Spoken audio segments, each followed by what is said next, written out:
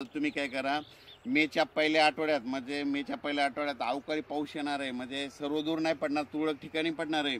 म्हणून तुम्ही काय करा, तुम्ही तुमच्या कांद्याची काळजी घ्या, कारण की मेच्या पहिल्या आठवड्यात राज्यामध्ये अवकाळी पावसाचं संकट असणार आहे, म्हणून हे अंदाज लक्षात येतात. काय झालं की राज्यात सांगायचं झालं तर मेच्या पहिल्या आठवड्यात काय होणार आहे, गुजरात म्हणजे गुजरात, इकडं मध्य प्रदेश, इकडं छत्तीसगड, इकडं कर्नाटक, तेलंगणा आणि इकडं आंध्र प्रदेश या भागामध्ये मेच्या पहिल्या आठवड्यात पाऊस पडणार आहे. त्याच्यामुळे आपल्या महाराष्ट्रामध्ये सीमालगत म्हणजे गुजरातच्या बाजूला उत्तर महाराष्ट्रात नंदुरबार, धुळे त्यामध्ये मेच्या पहिल्या आठवड्यात तिकडे तुरळक अवकाळी पावसाची शक्यता आहे, वारं पाऊस असणार आहे, म्हणून त्यांनी लक्षात द्यायचं आहे.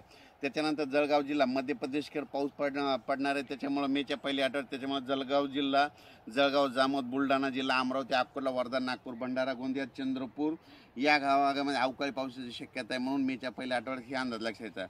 त्याच्यानंतर तेलंगणात देखील अवकाळी पाऊस पडणार आहे मेच्या पहिल्या आठवड्यात. त्याच्यामुळं तेलंगणाच्या सीमालगत नांदेड, धर्माबाद, त्याच्यानंतर नायगाव नरसी या भागामध्ये, त्याच्यानंतर देगलूर, सगरोळे या भागामध्ये अवकाळी पावसाची शक्यता आहे, म्हणून त्यांनी देखील लक्षात द्यायचं.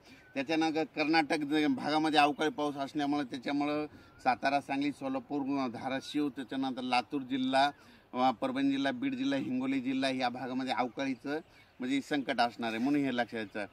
त्याच्यानंतर कोकणपट्टीमध्ये देखील मेच्या पहिल्या आठवड्यात अवकाळी पाऊस असणार आहे, त्याच्यामुळे पश्चिम महाराष्ट्रात तुरळक ठिकाणी अवकाळी येणार आहे आणि योगायोगानं पश्चिम महाराष्ट्रातलेच कांदे काढण्यात चालू आहे. म्हणून त्यांनी काय करायचं, 2 तारखेपर्यंत तुम्ही कांदे काढा आणि झाकून ठेवा, कारण की 3-4च्या नंतर राज्यात वातावरण खराबच होणार आहे, म्हणून हा अंदाज लक्षात.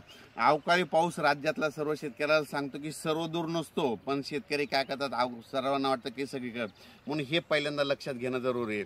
तर हे मान्सूनपूर्व पाऊस असणार आहे, म्हणून हे लक्षात येतं.